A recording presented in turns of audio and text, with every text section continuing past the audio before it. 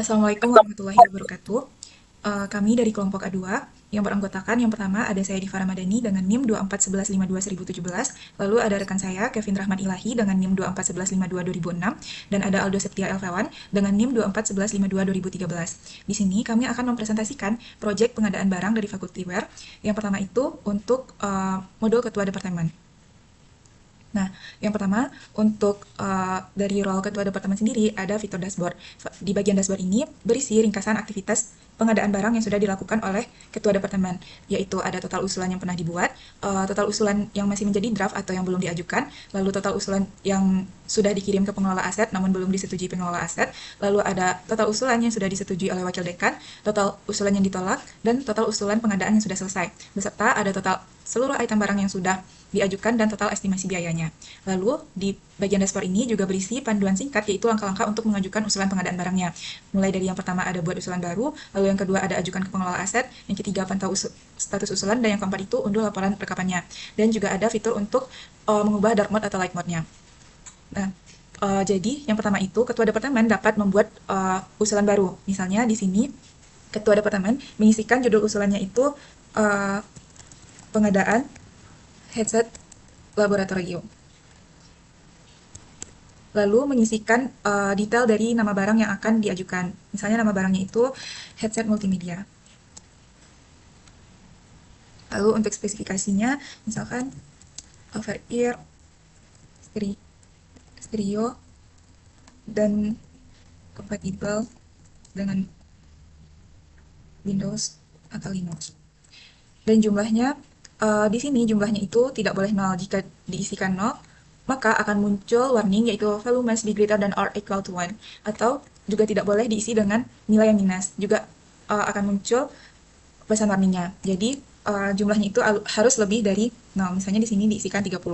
Begitupun untuk harga satuannya tidak boleh 0 ataupun minus. Misalnya untuk harga satuan dari headset tadi itu 450.000. Dan total estimasi biayanya itu langsung bertambah sesuai dengan harga satuan yang dimasukkan tadi dan beserta jumlah barangnya.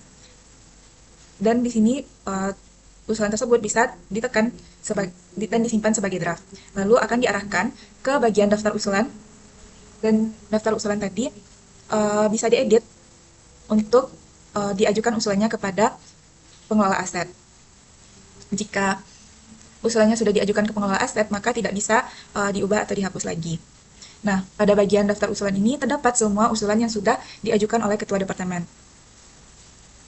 Di sini juga bisa next page-nya. Dan untuk usulan yang masih bersifat draft itu bisa diedit ataupun dihapus.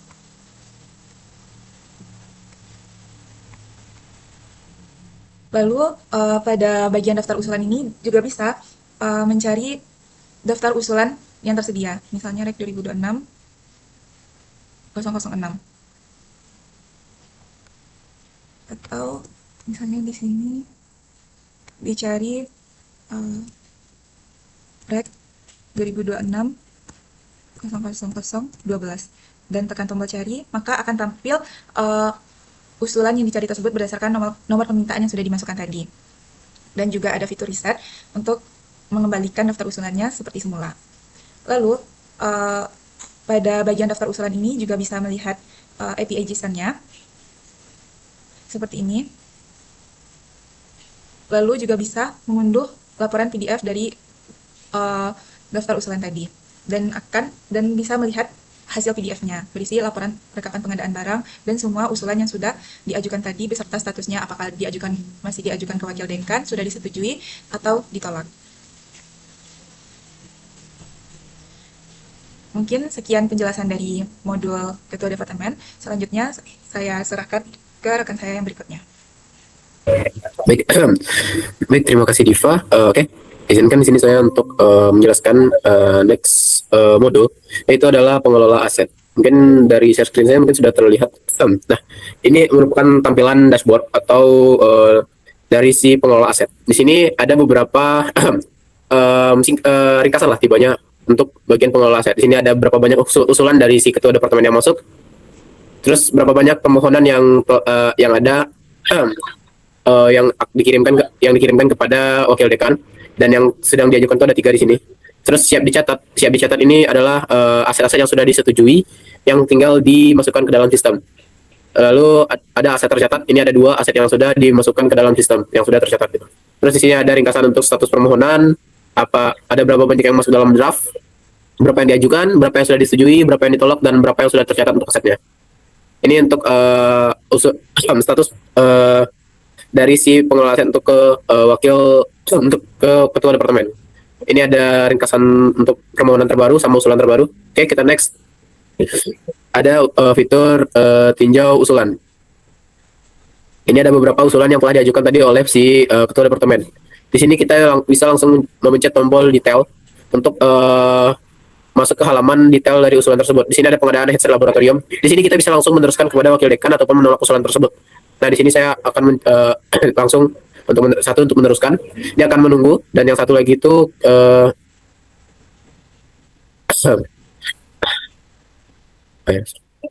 kita akan menolak usulan. Nah, dia akan tertolak dan itu akan masukkan status tertolak pada ketua departemen.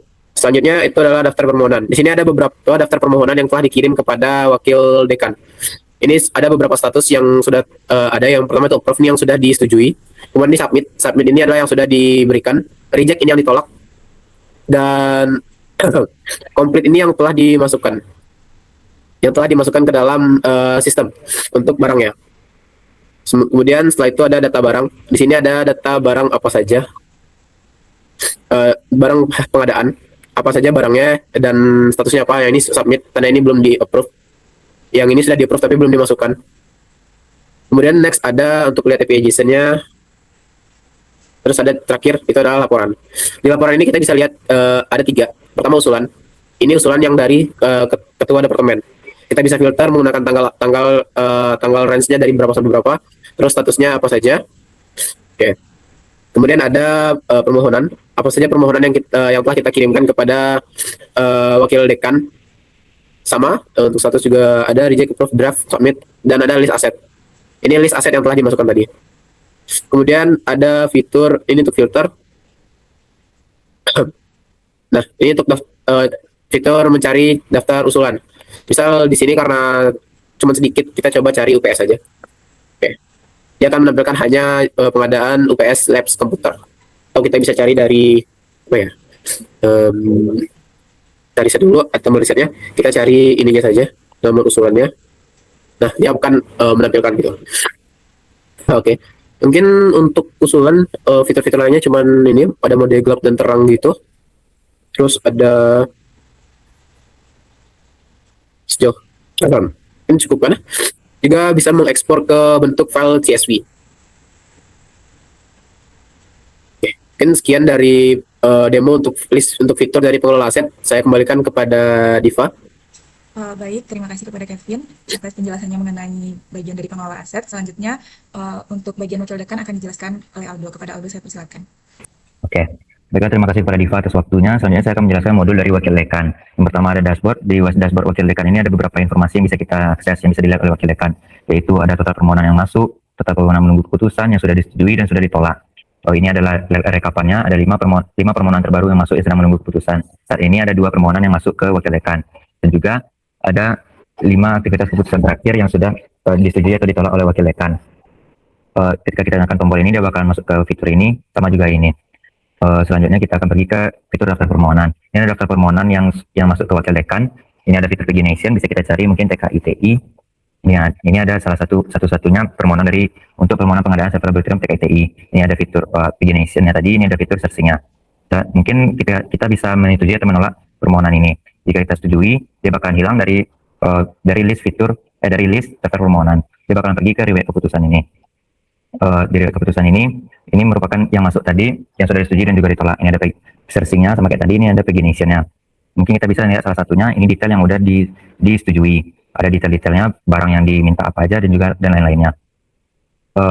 Selanjutnya ada cetak laporan PDF. Ini bakalan mencetak nanti list permohonan yang sudah disetujui dan juga sudah ditolak oleh wakil dekan. Ini adalah tombol API JSON-nya. Mungkin itu saja. Ini juga ada pergantian dari dark mode dan light mode-nya. Oke, mungkin sekian fitur modul dari wakil dekan.